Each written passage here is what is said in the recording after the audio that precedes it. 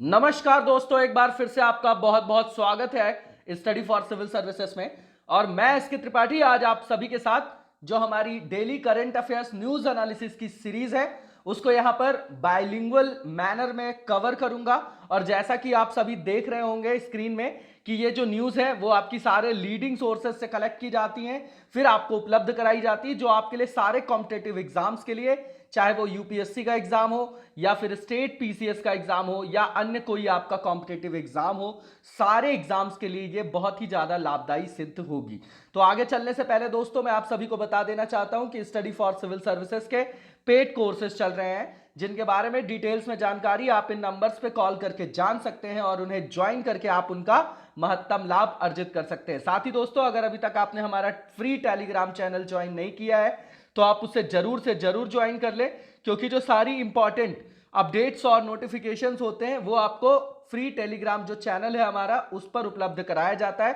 साथ ही जो current affair से रिलेटेड स्पेसिफिक हमारा चैनल है टेलीग्राम पर, वो चैनल के नाम पे ही है @ऑफ ओनली करंट अफेयर्स के नाम से, उसे भी आप जरूर ज्वाइन कर ले, क्योंकि करंट अफेयर्स से रिलेटेड जो भी नोटिफिकेशंस और अपडेशंस होती है वो वहां पर आपको उपलब्ध कराई जाती है। तो आइए हम अपनी सीरीज को कंटिन्यू करेंगे और आज की फर्स्ट न्यूज को देखेंगे। तो आज की जो हमारी फर्स्ट न्यूज है, नासा का हबल टेलीस्कोप है, इसको हमने पहले भी कवर किया है। ये जीएस पेपर 1 में ज्योग्राफी और ज्योग्राफी के कारण रखा गया है, क्योंकि जूनो मिशन पूछ लिया गया था एक बार। ठीक है, बाकी ये GS1 GS3 तीनों में आएगा। ये साइंस टेक और ज्योग्राफी दोनों पार्ट में रख के आप इसको देखिएगा। हमारे प्रीलिम्स पॉइंट ऑफ व्यू से ये ज़्यादा इंपॉर्टेंट है कि किसका है, किसने बनाया है, किस कंट्री का इसमें इन्वॉल्वमेंट है और इसका क्या काम है।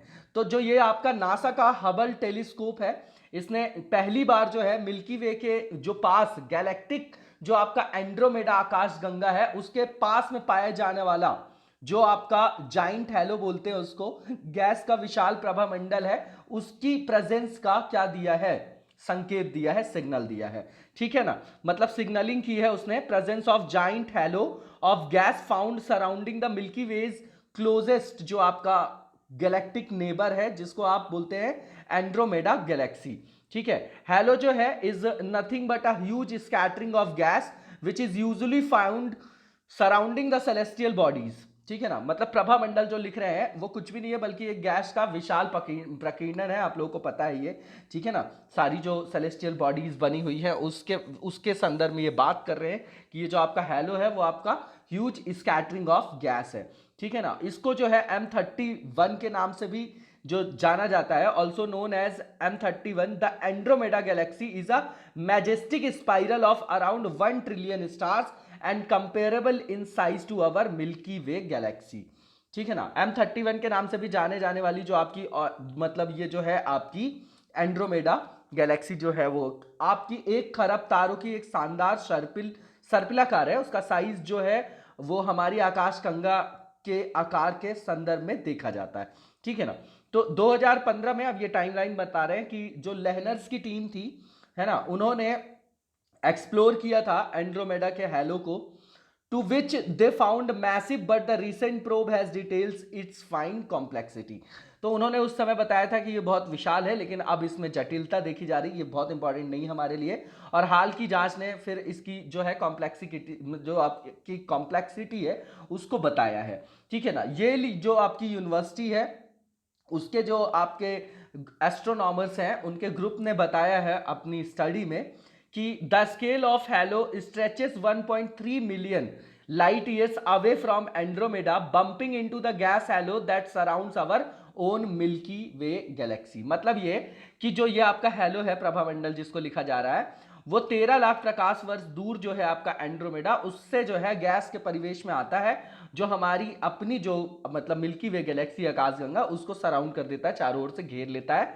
उसके बाद देखेंगे आप तो 2.5 million light years away from our galaxy, the Andromeda galaxy is predicted to collide with our Milky Way galaxy in about 4.5 billion years। मतलब ये प्रिडिक्शन लगाया जा रहा है कि 4.5 जो बिलियन वर्ष है उसमें जो है हमारी आकाशगंगा से आकाशगंगा से आपकी जो है एंड्रोमेडा आकाशगंगा का टक्कर हो सकता है।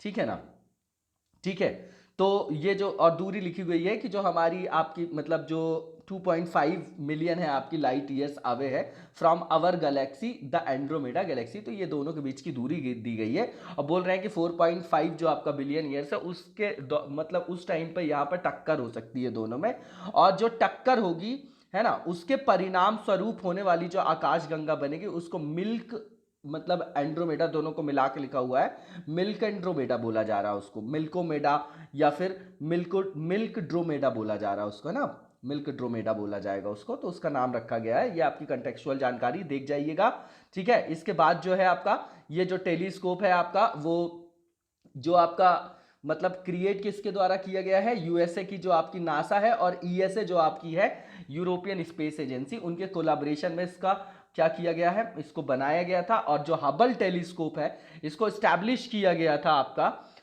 ऑर्बिट में, कब किया गया था ये डेट याद रख लीजिएगा, 25 अप्रैल 1990 को। और ये जो स्पेस टेलीस्कोप है इसका नाम जो है अमेरिकन जो आपके एस्ट्रोनॉमर थे एडविन पी हबल उनके नाम पे रखा गया था, क्योंकि जो एक्सपेंशन है आपका यूनिवर्स का कि वो कंटिन्यू जो है हमारा ब्रह्मांड विस्तारित हो रहा है वो हबल ने ही कंफर्म किया था, ठीक है। और Hubble is set in space to observe the farthest stars and galaxies of our solar system as well as planets. तो हबल जो है अंतरिक्ष में जो बहुत दूर दूर के हमारे तारे हैं और आकाश गंगा हैं उनको देखने के संदर्भ में उन्होंने जो है बहुत सारे प्रयास उनके जो थे सफल प्रयास देखे गए, इसीलिए उन्होंने इसको स्थापित किया था, ठीक है ना, हबल टेलीस्कोप को वहां पर देखने के लिए आकाश गंगाओं को और जो दूर दूर स्थित आपके क्या है जो आपके सुदूरवर्ती तारे हैं, ठीक है।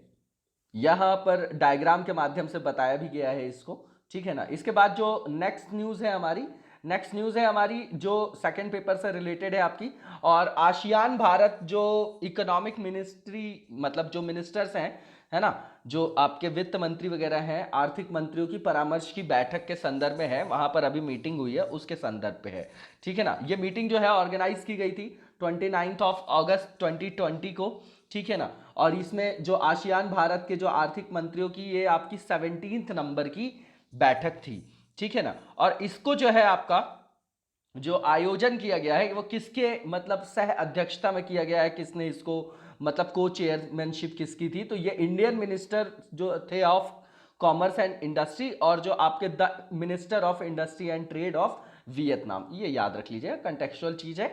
इस बैठक में सभी आपके जो 10 आसियान कंट्रीज है association of south east Asian Nations, वो सबके सब जो है आपके उन्होंने जो है हिस्सा लिया था। अब इसमें कौन कौन आते हैं, ब्रुनोई है आपका, Cambodia, Indonesia, Laos, Malaysia, Myanmar, Philippines, Singapore, Thailand और वियतनाम, ठीक है। तो आसियान की स्थापना कब हुई थी ये बताइएगा आप, ठीक है। और जो कमेंट बॉक्स में बैठक में जो शामिल थे सभी के सभी आसियान देश, इन्होंने जो है वो कोविड-19 के कारण जो डिजास्टर्स इंपैक्ट पड़ रहा है तो उसके संदर्भ में जो आपका इकोनॉमिक कंसर्न रेज हो रहे हैं आर्थिक चुनौती, तो उनको जो है आपस में मिलकर कॉपरेशन के द्वारा उनको जो है उनसे निपटने के लिए अपना जो है कमिटमेंट वहां पर बताया है, ठीक है ना, अपनी प्रतिबद्धता को दोहराया है। और इसके अलावा सभी के सभी जो देश हैं उन्होंने इंश्योर किया है कि जो आपका मैक्रो है, ये सॉरी माइक्रो नहीं है मैक्रो है, समष्टिगत अर्थव्यवस्था की बात कर रहे हैं, macro economic and financial stability and resilient supply chain connectivity की बात की है। मतलब क्या कि जो आपके WTO को रूल है ना आपकी, particularly the unimpeded flow of essential goods and medicine in the region in compliance with the WTO rules. तो विश्व व्यापार संगठन के जो नियम है उसके अंतर्गत जो आपकी अति आवश्यक वस्तु और सेवाएं हैं उनके निर्बाध प्रवाह हेतु, ताकि उनका जो फ्लो है वो बिल्कुल बिना हर्डल के हो सके, उसके लिए फाइनेंशियल स्टेबिलिटी, वित्तीय स्थिरता और जो आपूर्ति श्रृंखला है, जो सप्लाई चेन है आपकी, उसकी कनेक्टिविटी को भी इंश्योर करने का संकल्प लिया है। तो इस जो ट्रेड एग्रीमेंट है हमारा उसके रिव्यू के बारे में यहाँ पर लिखा गया है कि इस बैठक के दौरान जो आसियान इंडियन बिजनेस काउंसिल है और AIBC रिपोर्ट किया है, उसने इस मतलब मीटिंग के दौरान उसने अपनी रिपोर्ट प्रस्तुत किया है और उसमें लिखा है कि मतलब उसी के तहत जो आपका ASEAN Indian trade in goods agreement है उसकी समीक्षा का सुझाव वहां पर दिया गया है, क्योंकि ट्रेड डेफिसिट वगैरह का डेटा आया है कि डबल हो गया है हमारा, वो आगे आ जाएगा आपका।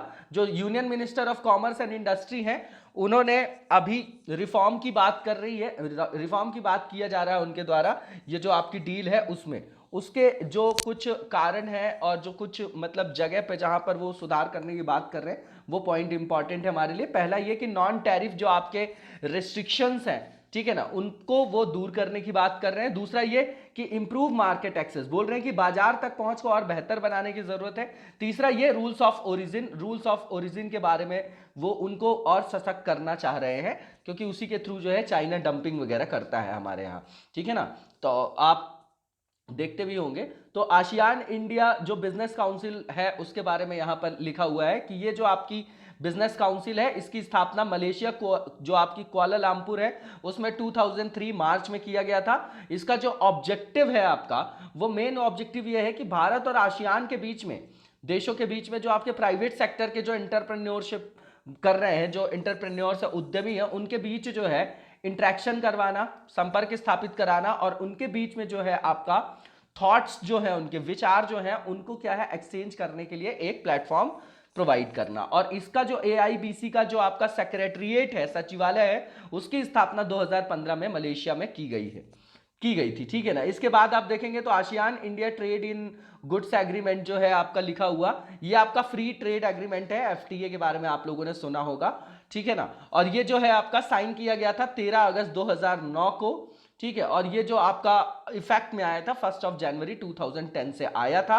इंडिया का जो एनुअल ट्रेड डेफिसिट है वो आपका इंक्रीज हो गया है। नीति आयोग की एक रिपोर्ट में ये बताया गया है कि भारत का जो एनुअल आपका डेफिसिट है, ट्रेड डेफिसिट, व्यापार घाटा जो है आसियान के साथ, उसमें वृद्धि हुई है। नीति आयोग की जो रिपोर्ट है ये इंपॉर्टेंट है कि इंडिया का जो एनुअल ट्रेड डेफिसिट है वो आसियान के साथ डबल हो गया है। 2011 में जो $5 था आपका, वो अब कितना हो गया है, 10 बिलियन जो है US$ हो गया। याद रखिएगा, 5 बिलियन US$ से 10 जो है बिलियन US$ हो गया है 2017 में। तो ये रिपोर्ट आई है कि डबल हो गया है डेफिसिट, इसीलिए जो है रिवाइज करने की जरूरत है जो हमारा एग्रीमेंट वगैरह है।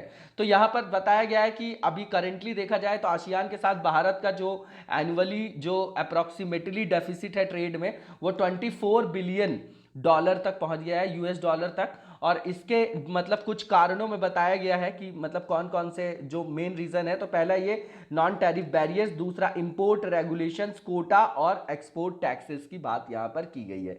आसियान देशों को जो रूल्स ऑफ ओरिजिन की बात की गई थी, तो उसके जो है मतलब उसको आप देखेंगे तो कमजोर क्रियान्वयन से, उसका क्रियान्वयन जो है इफेक्टिव तरीके से इंप्लीमेंटेशन नहीं किया जाता है। उसके कारण क्या करता है कि large quantities of Chinese products are transported to India via ASEAN countries. मतलब क्या है, अगर वहां से अपन मना भी कर देते हैं तो फिर वो नेपाल, बांग्लादेश भेज के वहां से सामान को भेज देता है चाइना, है ना, मतलब बाईपास करके वो उसको भारत में पहुंचा देता है, ठीक है ना, डंपिंग वगैरह के सेंस में आप उसको देख सकते हैं। रूल्स ऑफ ओरिजिन होता क्या है, तो rules of origin are essential criteria for determining the national source of a product. मतलब ये कि राष्ट्रीय स्रोत के निर्धारण के लिए किसी भी उत्पाद के, ये आपका आवश्यक एक तरीके से क्या है, क्राइटेरिया है।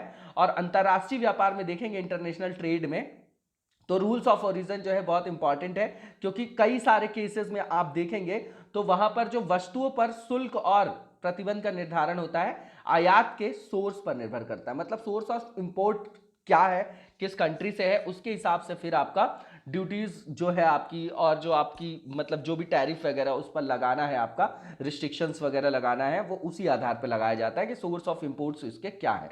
इसके बाद it is used in anti dumping duty और अदर प्रोटेक्टिव मेजर्स। जैसे एंटी डंपिंग आप लोग सुनते होंगे ना, प्रोटेक्टिव मेजर तो ही है जो डोमेस्टिक जो आपकी कंट्री होगी, जहां पर कोई दूसरी कंट्री जो है डंप कर रहा होगा, तो डोमेस्टिक जो आपके लोग हैं, घरेलू जो आपके नागरिक हैं, उनके हितों को ध्यान में रखते हुए, उन व्यापारियों के ध्यान में रखते हुए फिर वहां पर टैरिफ वगैरह, कोटा वगैरह जो है लगाया जा सकता है। उसी को बोला जाता है आपका, जो बोला जाता है क्या, एंटी डंपिंग ड्यूटी। एक तरीके का फाइन समझ लीजिए उनको डिमोटिवेट करने के लिए, है ना। औने पौने दाम पे वो मतलब डंपिंग करके बेचता है चाइना, ठीक है। तो ये जो आपका है एंटी डंपिंग शुल्क या देश की जो वाणिज्य नीति के तहत जो है प्रोटेक्टिव, मतलब जो भी आपके कदम उठाने होते हैं सुरक्षात्मक कदम उठाने के लिए, उसके व्यापार आंकड़े तैयार करने, सरकारी खरीद करने में आदि में किया जाता है।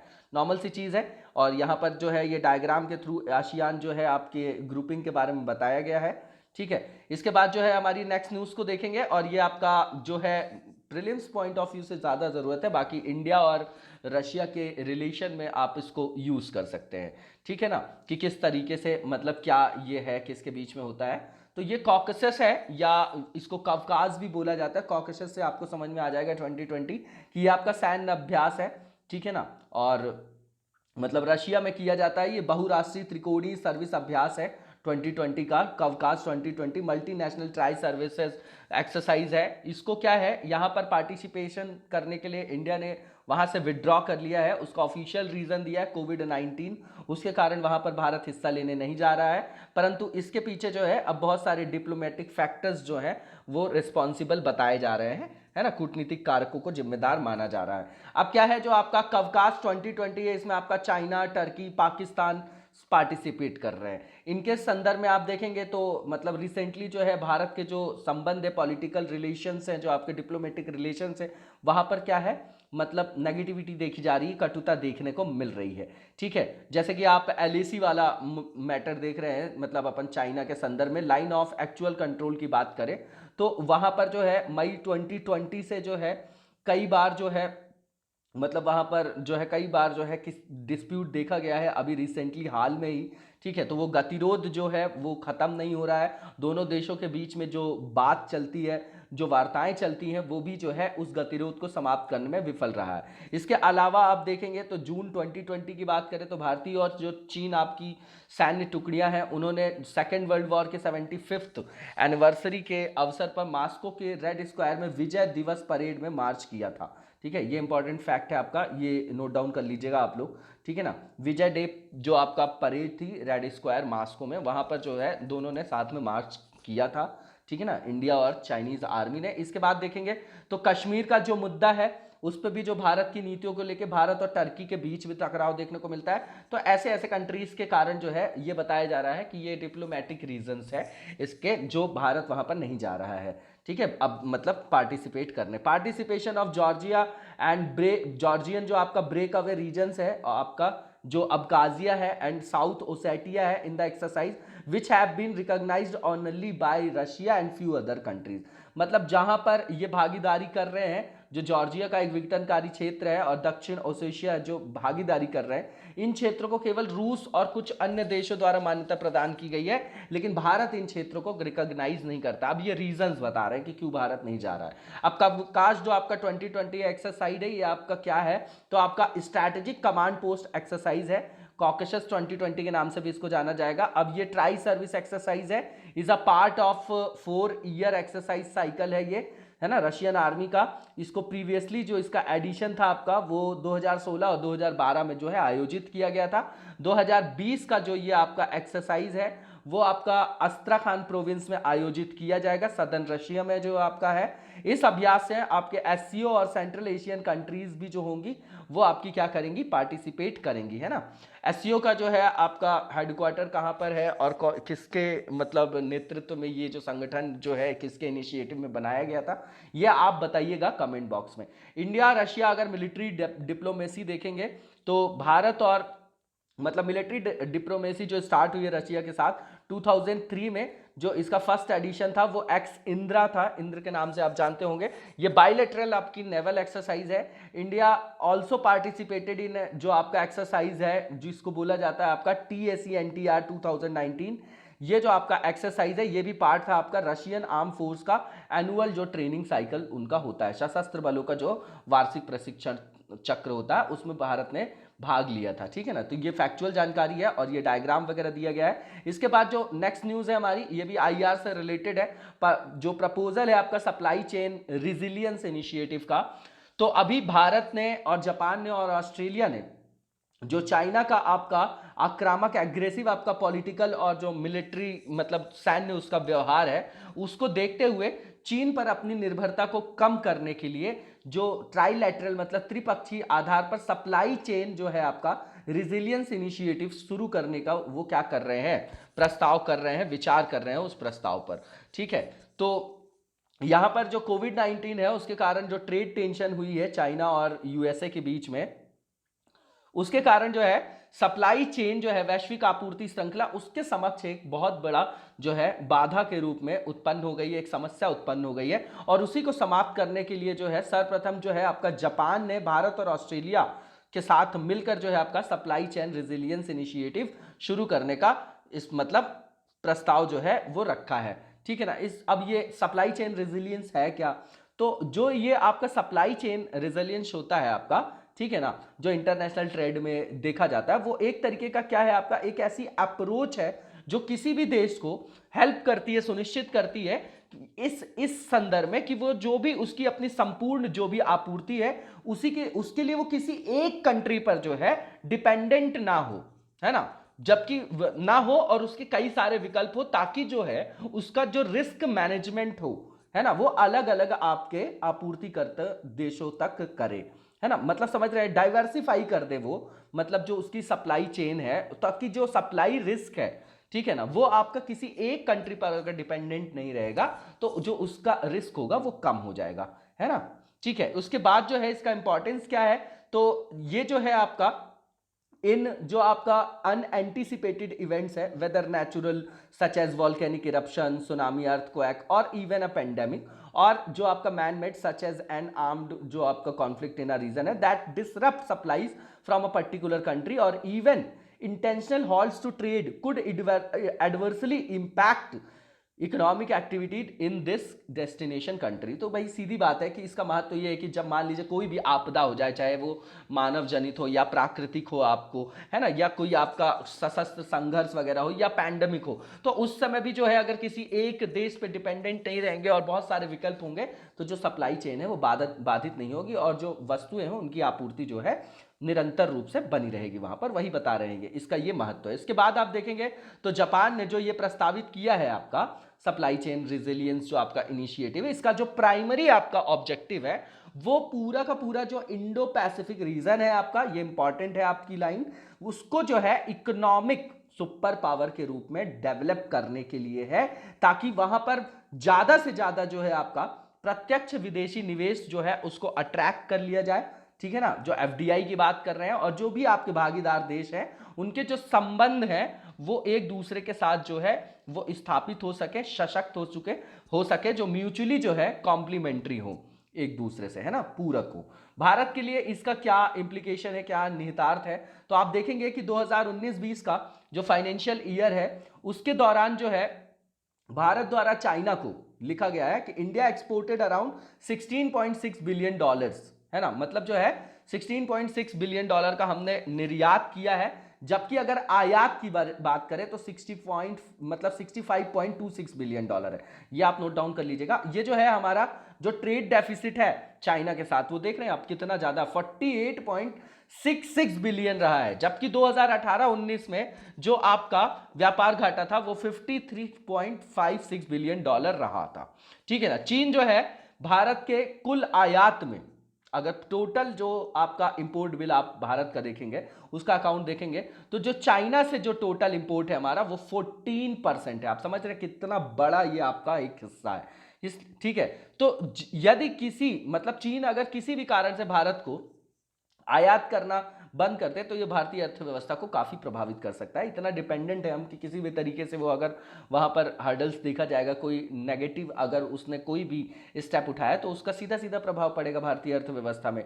इंडो जापान अगर ट्रेड रिलेशनशिप देखेंगे आप, तो जापान जो है 4th लार्जेस्ट इन्वेस्टर है इन इंडिया, एंड जो India with cumulative foreign direct investment touching, अगर ये डेटा देखेंगे आप तो आपका 33.5 बिलियन यूएस डॉलर है 2000 से 2020 के दौरान, और जो है इसमें अगर देखेंगे आप तो 7.2% जो है इनफ्लो है टोटल, है ना, इनफ्लो है, फंड की बात कर रहे हैं in that period, according to quasi government agency India Invest, है ना। ये किसने बताया आपका, जो आपकी क्वासी गवर्नमेंट आपकी क्या है एजेंसी है, इंडिया इन्वेस्ट, उसने ये डेटा दिया है, ठीक है ना। और वित्त वर्ष अगर आप देखेंगे मतलब फाइनेंशियल ईयर जो 19 में है, तो भारत से जो मतलब जापान में से जो भारत में इंपोर्ट किया जा रहा था वो 12 वर्षों में 2 गुना से अधिक 12.8 बिलियन अमेरिकी डॉलर हो गया है। भारत से जापान को जो एक्सपोर्ट किया जाता है फाइनेंशियल ईयर 19 का डेटा है 4.9 बिलियन अमेरिकी डॉलर रहा है, ठीक है, नॉर्मल फैक्चुअल डेटा है ये आपका। इसके बाद जो है नेक्स्ट जो हमारी न्यूज़ है यह भी आपकी सेकंड पेपर से रिलेटेड है, पॉलिसीज से और शिक्षा वगैरह से रिलेटेड है ये आपका, है ना, जीएस पेपर से। तो इसमें स्कॉलरशिप स्कीम के बारे में बताया गया है।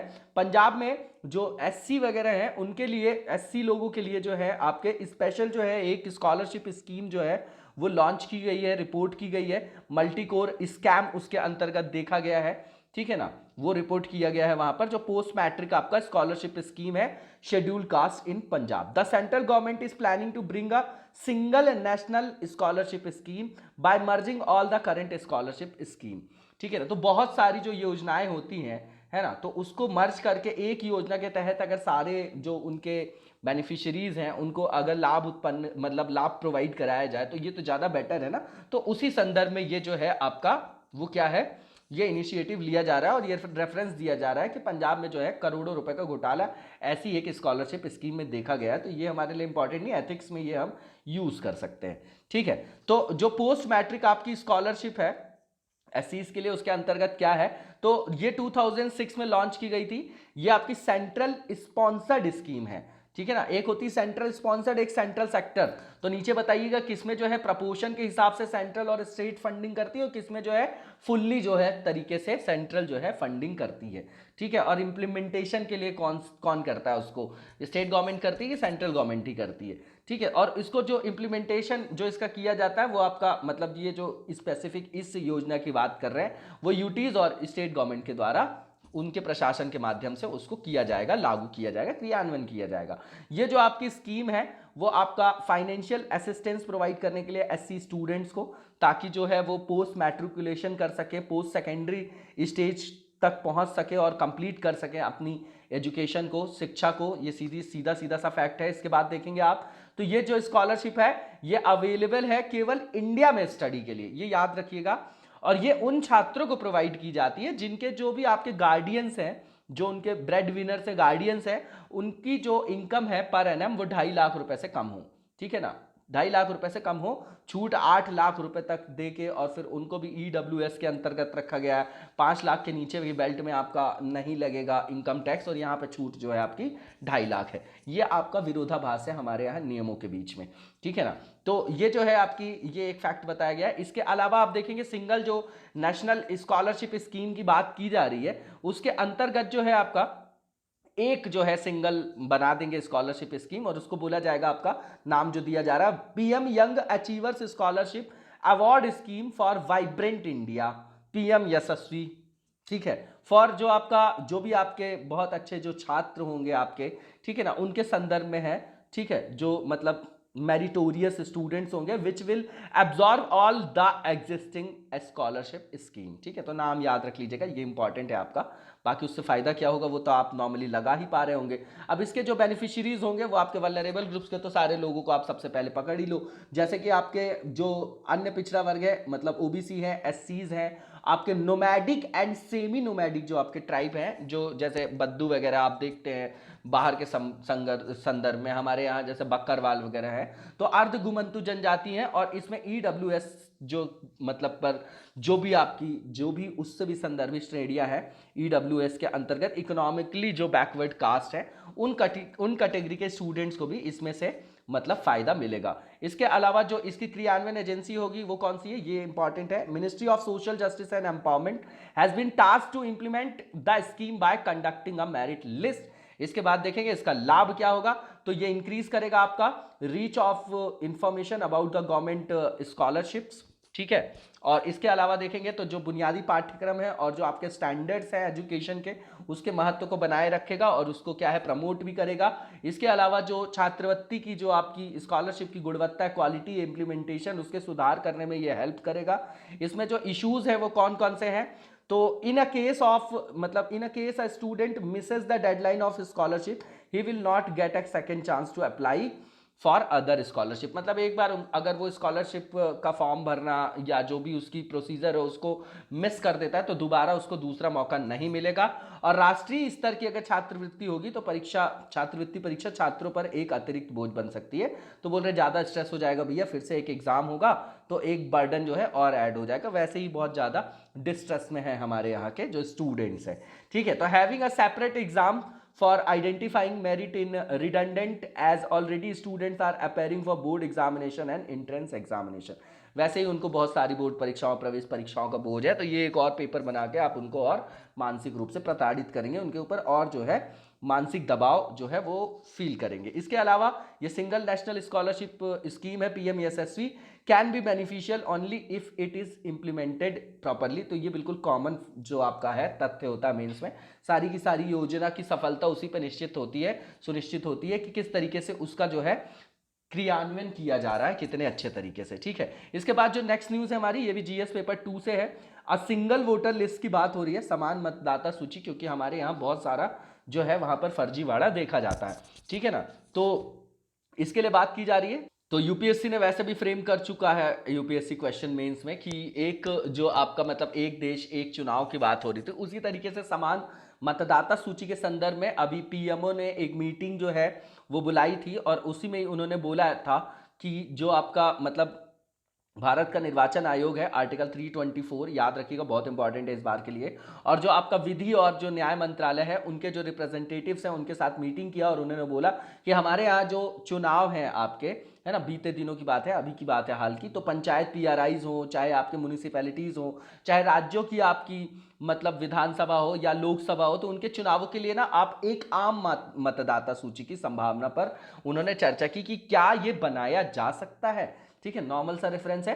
तो इसमें जो है प्रत्येक जो आपका स्टेट इलेक्शन कमीशन है वो गवर्न किया जाता है by a separate state act. ठीक है ना, ये आपको पता है, पीआरआईज के संदर्भ में इसको बनाया गया था। आपका कब बनाया गया था? आपका ये जो राज्य चुनाव आयोग है आपका, ठीक है, तो आप लोग पढ़ते होंगे 73rd और 74th अमेंडमेंट, तो उसी के अंतर्गत फिर 73rd से फिर ये आएगा आपका। ठीक है ना, 73rd 74th, तो वही चुनाव कराने के लिए जो है ये स्टेट इलेक्शन कमीशन की स्थापना की गई थी। देश के कई राज्यों में जो पंचायत और नगर पालिका के चुनाव हैं उनके लिए जो लिस्ट, वोटर लिस्ट यूज की जाती है, वही लिस्ट जो है आपकी पार्लियामेंट और जो विधानसभा चुनावों के लिए जो उपयोग की जाती है उस सूची से वो भिन्न है। ये रीजन यहां पे दिया गया, डिफरेंट है वो लिस्ट। ठीक है ना, इसका जो मतलब इसमें जो डिफरेंस आता है उसका जो मुख्य कारण है वो हमारे यहाँ देश में जो इलेक्शंस की जो सुपरविजन है, उसके जो इंप्लीमेंटेशन है, उसके लिए दो जो है आपके इंडिपेंडेंट जो है मतलब कॉन्स्टिट्यूशनल बॉडीज को क्या किया गया है,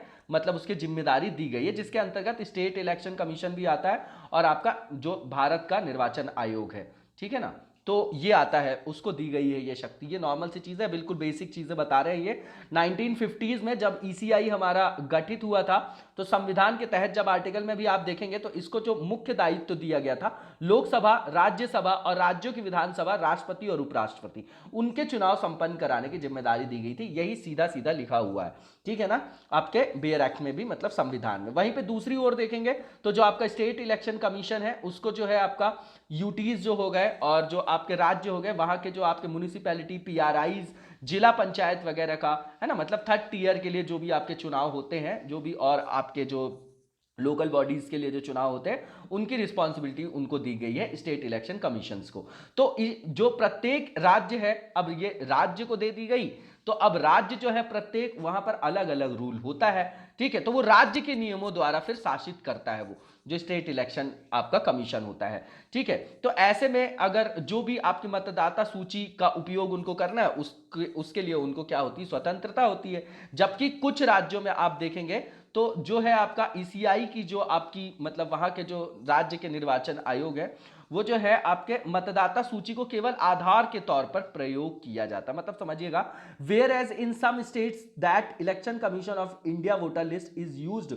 ओनली एज अ बेसिस। मतलब कुछ राज्यों में जो है वो आपका जो इलेक्शन कमीशन ऑफ इंडिया की जो आपकी लिस्ट होती है उसको सिर्फ एक बेसिस के तौर पे वो क्या करते हैं, यूज करते हैं। ठीक है ना, कुछ कुछ राज्यों में, नॉर्मल सा फैक्ट है, ये इतना इंपॉर्टेंट नहीं है। ये समझिए कि अलग अलग जगह पे अलग अलग प्रावधान है और उनमें अंतर है, इसलिए यहां पर विवाद उठा हुआ है। अभी आप देखेंगे रिसेंटली तो जो यूपी है, उत्तराखंड है, उड़ीसा, असम, एमपी, केरल, अरुणाचल, नागालैंड और जेएनके को छोड़कर जितने भी आपके राज्य और आपके यूटीज हैं, उनके मतलब चुनावों के लिए चुनाव आयोग की मतदाता सूची का प्रयोग करते हैं। मतलब जो है ये जो एग्जाम्पल लिखे गए हैं आपके यूपी, उत्तराखंड, उड़ीसा, असम, एमपी, केरला, अरुणाचल प्रदेश जो है आपका, मतलब इनके अलावा all states and union territories except, इन राज्यों के अलावा जो है आपका नागालैंड एंड जम्मू एंड कश्मीर जो है आपका वो यूज करता है आपका जो आपका इलेक्टोरल, जो भी आपका इलेक्शन कमीशन का जो वोटर लिस्ट है उसी को यूज करता है लोकल बॉडी के इलेक्शंस के लिए। ठीक है ना, ये इंपॉर्टेंट फैक्ट है, इसको नोट डाउन कर सकते हैं। वैसे मतलब देश में जो है आपके सभी प्रकार के चुनावों के लिए जो आपकी मतदाता सूची बनाने का जो विचार है ये नया नहीं है।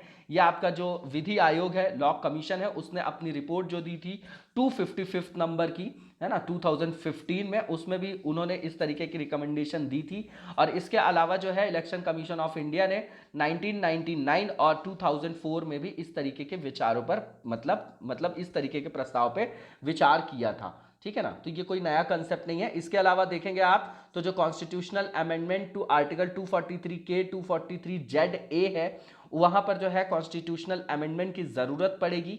ठीक है, संवैधानिक संशोधन की आवश्यकता पड़ेगी, क्योंकि जो 243 के और 243 जेड ए है ये इलेक्शन से डील करता है। 243 के पीआरआई से, 243 जेड ए जो है आपका म्युनिसिपैलिटी से रिलेटेड है। यहाँ के आर्टिकल्स वैसे भी देख जाया करिए आप लोग, ठीक है ना, जैसे जेड डी वगैरह जो इंपॉर्टेंट है आपका। ये जो रूल्स है आपके स्टेट इलेक्शन कमीशन को मतदाता सूची तैयार करने और स्थानीय जो आपके मतलब जो लोकल बॉडीज के लिए चुनाव होते हैं उनका संचालन करने के लिए वहां पर उनको अधिकार दिया गया, इसलिए यहां पर फिर जो है आपके संशोधन की आवश्यकता पड़ेगी।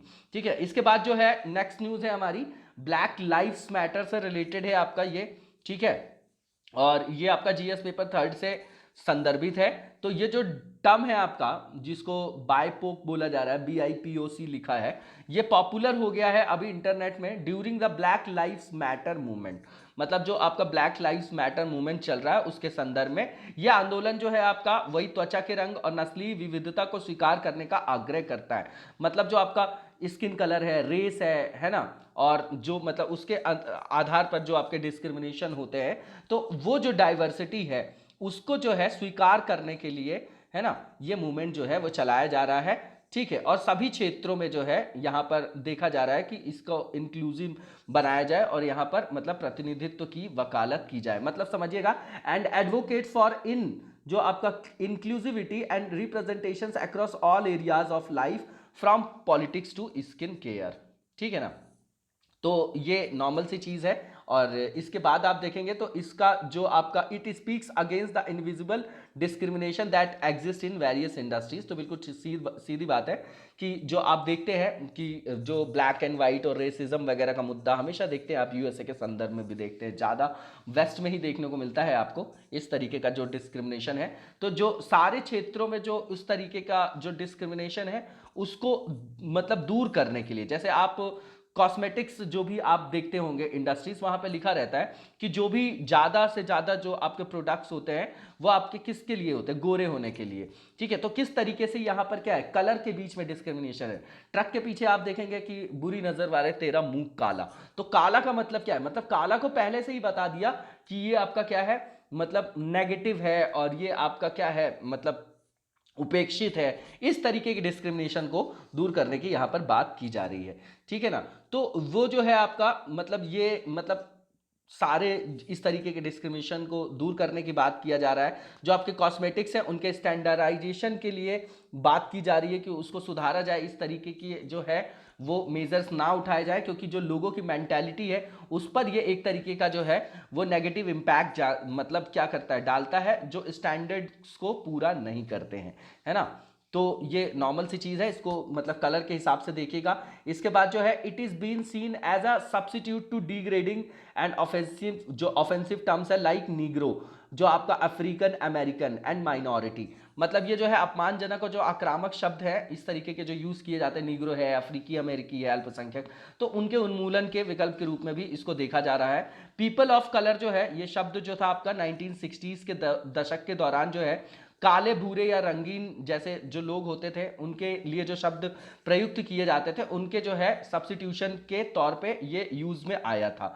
जो आपका BIPOC है इसके अंतर्गत आप देखेंगे तो लोगों के सामने जो आने वाली जो चुनौतियां हैं उसमें वो क्या क्या है आपकी, तो देखिए उसमें क्या है, सिविल राइट्स चैलेंजेस आ जाते हैं, सिस्टमैटिक ऑपरेशन होता है उनका, और racism face by people under जो है BIPOC जो है are similar and thus the term is used to reinforce the collective experience between black and indigenous people and to unite them, है ना। तो जो उनका उत्पीड़न वगैरह हो रहा है, जिस तरीके से वो अपने जीवन में जो है विभेदीकरण का सामना कर रहे हैं, तो उसके संदर्भ में वो जो है एकजुट होके और एक दूसरे के सामूहिक जो अनुभव करते हैं वो अपने जीवन में, उसको जो है एक दूसरे के साथ एकजुट होके फिर उसके संदर्भ में वो प्रयास करना चाह रहे हैं कि उस तरीके के डिस्क्रिमिनेशन को क्या किया जाए, खत्म किया जा सके, ठीक है ना। इसके बाद आप देखेंगे तो यहां पर some peoples criticize the use of the term as it puts the separate problem of different groups of people in one basket, thus erasing the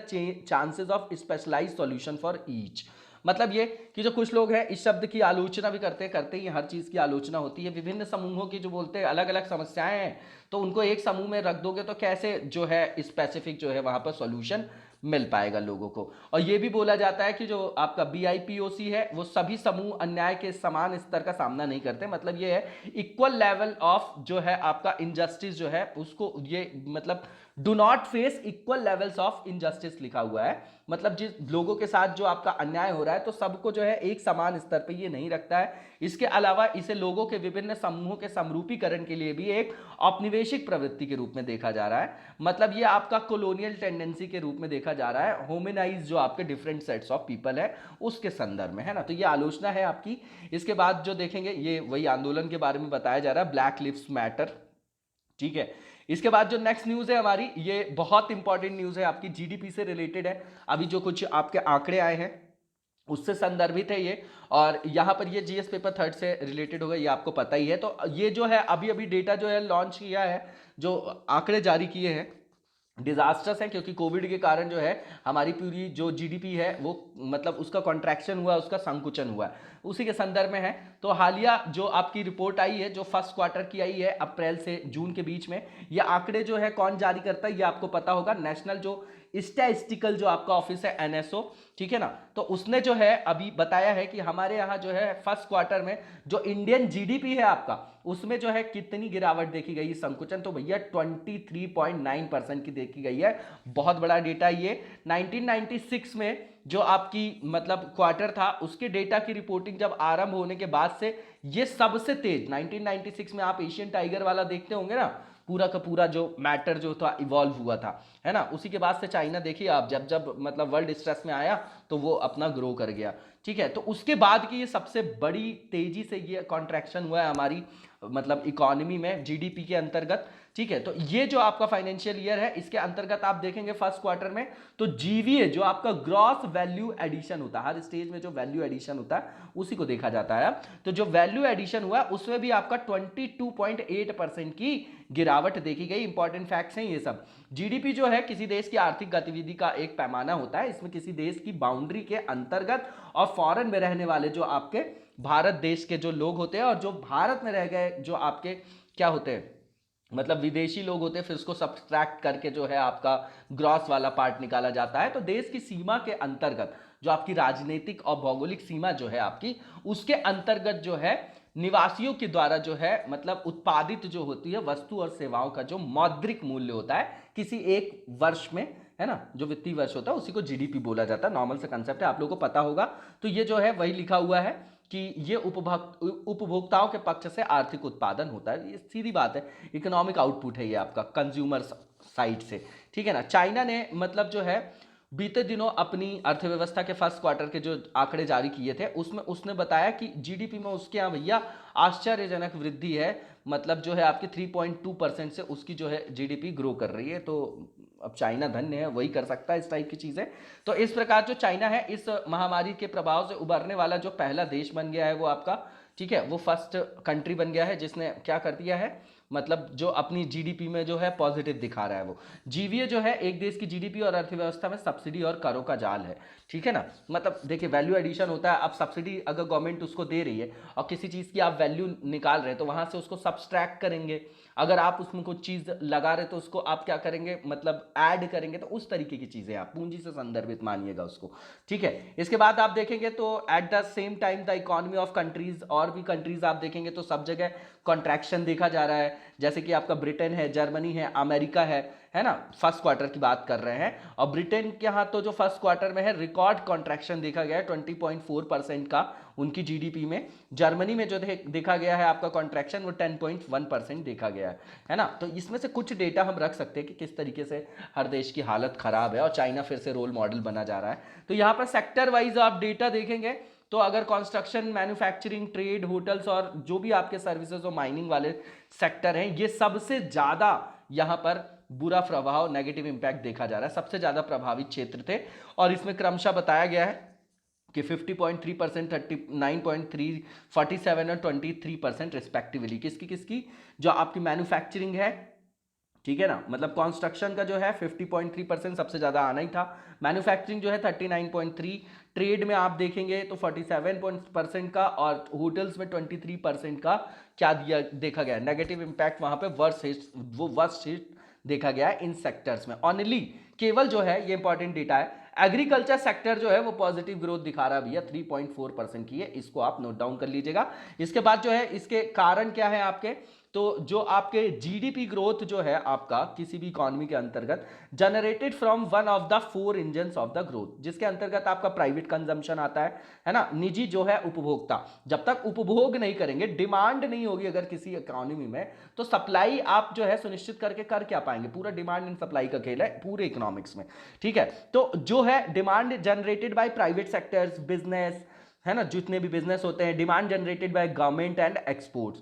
तो प्राइवेट कंजम्पशन जो है वो ऑलरेडी जो है गिरा है आपका 27%, और ये जो है आपका सबसे बिगेस्ट इंजन है जो ड्राइव करता है इंडियन इकोनॉमी को, और यही जो है मेन रीजन माना जा रहा है। इसके अलावा इन्वेस्टमेंट की बात करेंगे तो जो है प्राइवेट सेक्टर्स जो है अब पूरी जो है अर्थव्यवस्था स्ट्रेस में है, तो जो आपके मतलब जो प्राइवेट इन्वेस्टर है, जो प्राइवेट सेक्टर के जो भी बिजनेसमैन है, वो भी अपनी इन्वेस्टमेंट को सोच समझ के कर रहे हैं, सेफ चल रहे हैं वो आपके। तो वो जो इन्वेस्टमेंट है 47% जो है आपका उसमें गिरावट देखी गई है, ये आपका सेकंड बिगेस्ट इंजन है, ये कारण बता रहा है आपका, इसके कारण जो है संकुचन देखा जा रहा है। Net export demand has turned positive in this first quarter because India's imports have crashed more than it's export. तो सीधी बात है, डिमांड कम हो गई तो हमारे यहाँ जो है निर्यात, जो शुद्ध निर्यात मांग है वो आपकी पॉजिटिव हो गई, जबकि जो आयात है इसके निर्यात से जो है अधिक हो गया।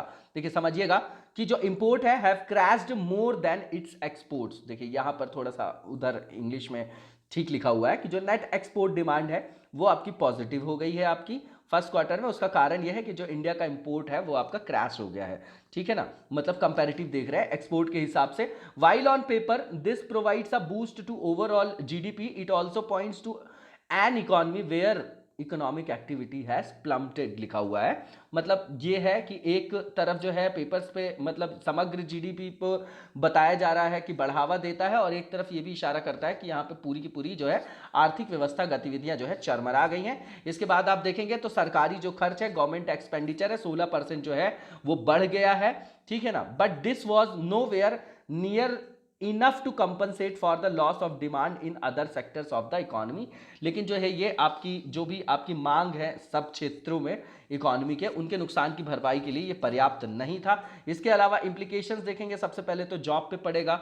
जिन क्षेत्रों में आपके कॉन्ट्रैक्ट वगैरह से रिलेटेड आपकी जॉब थी, जो क्षेत्र थे जैसे कंस्ट्रक्शन है आपका, मैन्युफैक्चरिंग का जहां पर काम होता है, तो वहां पर क्या है कि मतलब देश में अधिकतम जो है नई नौकरियां ये सृजित करते हैं, और अगर इस तरीके के क्षेत्र में कोई समस्या देखी जाती है तो उसका डोमिनो इफेक्ट जो है बहुआयामी रूप में जो है नेगेटिव इंपैक्ट देखने को मिलता है। उसके अलावा इनफॉर्मल सेक्टर की बात करेंगे तो जो real extent of the economic crisis है is expected to deeper given that the small scale sector and information जो आपका इनफॉर्मल सेक्टर है is more affected than the organise sector. हमेशा ही होता है, डिमोनेटाइजेशन भी हुआ तो उसमें सबसे ज्यादा समस्या किसको हुई, अनौपचारिक क्षेत्र को। भैया डेली पेमेंट में रहते हैं वो लोग, अगर किसी तरीके से भी कोई आपका क्षेत्र जो है कुछ दिनों के लिए बंद हो गया तो उनकी तो रोजी रोटी खत्म हो गई। कोई उनके पास सोशल सिक्योरिटी वगैरह का माध्यम तो रहता नहीं है कि उनको जो ग्रेजुटी मिल रही है और कोई इंसेंटिव मिल रहा है, सेविंग्स वगैरह भी बेचारों की होती नहीं है, ठीक है। तो ये जो है वही कारण बताया जा रहा है, वही संभावना लगाई जा रही है कि सबसे ज्यादा जो है अनौपचारिक क्षेत्र के लोग जो है प्रभावित होंगे, परंतु सभी तिमाही जो सकल घरेलू उत्पाद में दिखाई नहीं देते, but it is not reflected in the quarterly GDP number. तो ये क्वार्टरली जो डेटा होता है उस पर ये रिफ्लेक्ट नहीं होता, ये बता रहे हैं। इसके अलावा यहाँ पर डायग्रामेटिक जो है आपका बताया गया है, यहाँ पर एक्सप्लेनेशन दिया गया है, ठीक है, कंपैरिजन करके, है ना, जो आपका जैसे देखते हैं ना बेस ईयर के हिसाब से तुलना करके पुराने जो आधार वर्ष, मतलब आधार क्या वित्तीय वर्ष होता है वो, उसके आधार पे, ठीक है ना, तो वो लिखा हुआ है यहाँ पर। इसके बाद जो है बैंकों पर जो इम्प्लीकेशन देखा गया है, the looming defaults in the banking sector after the moratorium ends will add to the banking sector woes impacting banks lending. तो भैया एनपीएस वगैरह आप देख रहे हैं कि जो आपका 60% का राइज हो रहा है, तो जो बैंकिंग क्षेत्र में इतनी छूट मिल रही है, तो उससे जो बैंक से ऋण जो मिलता है उस पर भी जो है उससे संदर्भित परेशानियां जो हैं वो बढ़ जाएंगी, ये बताया जा रहा है। इसके अलावा जो डोमेस्टिक लोन्स के बारे में भी काफ़ी सारे कॉन्सर्न जो हैं वो रेज हो गए, क्योंकि जब इनकम ही लोगों की जो है वो जो इनकम ही उनकी उस हिसाब से नहीं होगी तो बेचारे ईएमआईज कहाँ से भरेंगे। तो आय स्थिरता, वेतन में कटौती और नौकरी का नुकसान है। मतलब ये कि मतलब बताया जा रहा है कि also there were worries regarding household डेप्ट with incomes stagnating, salary cuts and job losses. ये अर्थव्यवस्था पर समग्र इसका इंप्लीकेशन देखा जाए तो with GDP contracting by more than what most observers जो है expected, it is now believed that the full year GDP could also worsen। बिल्कुल ठीक बात है, बोल रहे हैं पूरे वर्ष की जीडीपी का डेटा जो है बिगड़ सकता है, ठीक है। A fairly conservative estimate would be a contraction of 7% for the full financial year। अभी अनुमान है ये आपका कि पूरे वित्तीय वर्ष के लिए 7% का जो है कॉन्ट्रैक्शन देखा जाएगा। पॉसिबल इसका सॉल्यूशन क्या है, तो इसका केवल एक ही आपका जो है, देखिए सबसे बड़ी बात है कि कंजम्पशन जो है हमारे यहाँ डिमांड को रेज किया जाए, और डोमेस्टिक जो है आपकी जो चीजें हैं उसके द्वारा, डोमेस्टिक जो मैन्युफैक्चरिंग उसके द्वारा हम उसको फुलफिल करें, इसीलिए आत्मनिर्भर भारत जो है आप देख रहे हैं। Under these circumstances there is only one engine that can boost GDP, that is the government. तो गवर्नमेंट तो सारा काम करती है, नॉर्मल सा फैक्ट है। Only when the government spends more either by building roads and bridges, वही बात कर रहे हैं जैसे 1929 में जब आपका वैश्विक आर्थिक मंदी थी, तो सारा जो इन्वेस्टमेंट है जो कीन्स के मॉडल में आप देखते हैं, जिनको मैक्रो इकोनॉमिक्स का फादर बोला जाता है, तो उस समय जो है इंफ्रास्ट्रक्चर पे बहुत ज्यादा हैवी जो है आपका इन्वेस्टमेंट किया यूएसए ने, और उसके कारण जो है उसकी पूरी इकोनॉमी रिवाइव कर गई, और आज भी वो रोड्स और इंफ्रास्ट्रक्चर जो है उसने बनाया था वो आज भी वहां पर विधिवत तौर पर जो है वो उपस्थित है अच्छी कंडीशन में, ठीक है। तो गवर्नमेंट जो है स्पेंड करे मोर आइदर बाय, जैसे इंफ्रास्ट्रक्चरल जो आपके प्रोजेक्ट्स है, रोड्स हैं, ब्रिज है ना, और एंड पेइंग सैलरीज और by directly handing out money can the economy revive in the short to medium term. सीधी बात है भैया, जब तक लोगों के पास पैसा नहीं होगा तो वो इन्वेस्ट नहीं करेंगे, इन्वेस्ट मतलब खर्च ही नहीं करेंगे, कंजम्पशन, इन्वेस्ट तो तब करेंगे जब उनके पास इन्वेस्ट करने के लिए सेविंग होगी। तो उसको जो है वहां पर डिमांड रेज करने के लिए गवर्नमेंट को इस टाइप के जो है एक्सपेंडिचर पर जो है ध्यान देना चाहिए, जो इंफ्रास्ट्रक्चर से रोड है, रेल है आपका, है ना, जो भी आपके मतलब इंफ्रास्ट्रक्चर अवसंरचनात्मक विकास से संदर्भित आपके विषय हैं, ठीक है। If the government does not spend adequately enough then the economy will take a long time to recover. सीधी बात है कि अगर इस टाइप से एक्सपेंडिचर गवर्नमेंट नहीं करेगी तो अर्थव्यवस्था को ठीक होने में बहुत सारा टाइम लग सकता है, ठीक है। इसके बाद जो है हम एमसीक्यूज देखेंगे, और पहला जो एमसीक्यू है ये आपका योद्धा जो आपका संरक्षण जो आपकी योजना है उसके बारे में है ना, और बताना कौन सा स्टेटमेंट सही है। तो अभी जो हमारे रक्षा मंत्री हैं उन्होंने लॉन्च किया है आपका द छावनी कोविड, जिसको योद्धा संरक्षण योजना भी बोला गया है, लॉन्च किया है, बिल्कुल ठीक है पहला स्टेटमेंट। दूसरा, ये योद्धा संरक्षण जो आपका योजना है ये एलआईसी के माध्यम से इंप्लीमेंट की जाएगी, और ये आपकी सामूहिक जीवन बीमा योजना है, ठीक है ना। मतलब ये आपका क्या है, मतलब ग्रुप लाइफ इंश्योरेंस स्कीम है, इसको याद रखिएगा। दूसरा स्टेटमेंट भी ठीक है, और ये आपका कवर करेगा 62 जो आपके कैंटोनमेंट बोर्ड्स हैं, 62 जो छावनी बोर्ड है, उसमें लगभग 10,000 जो एम्प्लॉय हैं उनसे भी ज्यादा एम्प्लॉयज को ये कवर करेगा, ठीक है। और इसमें जो है 5 लाख रुपए के बीमा कवर की बात की गई है, जो किसी भी तरीके का अगर आपका अनफॉर्चुनेट जो फटाल कैलामिटी हो जाती है उसके संदर्भ में 5 लाख का बीमा कवरेज इसमें दिया जाएगा, बिल्कुल ठीक है ये स्टेटमेंट। लास्ट स्टेटमेंट है कि ये जो स्कीम है वो आपकी बेनिफिट करेगी परमानेंट और कॉन्ट्रैक्चुअल एम्प्लॉयज दोनों को, इंक्लूडिंग डॉक्टर्स जो आपके हैं, ठीक है ना, उसके अलावा जो आपके संविदा कर्मचारी हैं, जो आपके स्वच्छता कर्मचारी हैं, उनको भी। तो ऑल स्टेटमेंट्स आर राइट, इसका आंसर आपका डी हो जाएगा। नेक्स्ट क्वेश्चन देखेंगे, और नेक्स्ट क्वेश्चन जो हमारा है ये आपका टेक्सटाइल ग्रैंड चैलेंज के बारे में स्टेटमेंट्स फ्रेम किए गए, बताना कौन सा सही है। तो पहला ये कि जो इसका आयोजन था, ऑर्गेनाइज इसको किया गया था मिनिस्ट्री ऑफ टेक्सटाइल के द्वारा with the active support of national jute board. Coir योजना वगैरह आप लोग सुनते होंगे, जूट बोर्ड सुनते होंगे, खादी ग्रामोद्योग सुनते होंगे आप लोग एमएसएमईज के अंतर्गत, and the startup India team of the department for promotion of industry and industrial trade. ये याद रख जाइएगा, इंपॉर्टेंट है ये आपका। 2019 में इसको जो है वो बोल रहे हैं कि स्टार्ट आयोजन किया गया था इसका, ठीक है ना। तो ये ठीक है, पहला स्टेटमेंट बिल्कुल ठीक है। दूसरा जो स्टेटमेंट है आपका, ठीक है, the aim of organizing this historic event was to bring forward innovative ideas by startups entrepreneurs, मतलब जो भी आपके क्या बोलते हैं इनको, इंटरप्रेन्योर्स को डेवलप करना है, स्टार्टअप्स का इकोसिस्टम डेवलप करना है, वो हर जगह। और किस क्षेत्र में करना है, तो आपका जैसे मतलब प्लास्टिक बैगों को प्रतिस्थापित करने के लिए जूट बायोमास, जूट प्लांट आधारित जो भी आपके बायोपॉलीमर है, कपास फाइबर है ना, उनका उपयोग करके जो है नवीन विचारों को सामने लाना। उस संदर्भ में ये स्टार्टअप और इंटरप्रेन्योर्स की बात कर रहे हैं ना, जो कैरी बैग वगैरह आप देखते हैं, है ना, क्वायर वगैरह आप योजना सुना होगा आपने, उसी से संदर्भित है। दूसरा स्टेटमेंट बिल्कुल ठीक है। तीसरा ये कि ये आपका आत्मनिर्भर भारत और मेक इन इंडिया के अंतर्गत जो है इनोवेटिव सॉल्यूशन प्रोवाइड कराने का एक संदर्भ है, ठीक है ना। उसके अंतर्गत एक बार उपयोग में आने वाले प्लास्टिक, जो प्लास्टिक बैग अपन यूज करते हैं, उसका वो क्या है आपका, बहुत दिनों तक जो है वो उसका रिसाइकलिंग तो होता नहीं है, उसको जो जानवर वगैरह खाते हैं उनकी भी मृत्यु होती है, आपको पता है, गाय भैंस वगैरह जो जो भी आपके खाते हैं मवेशी वगैरह, उनके संदर्भ में।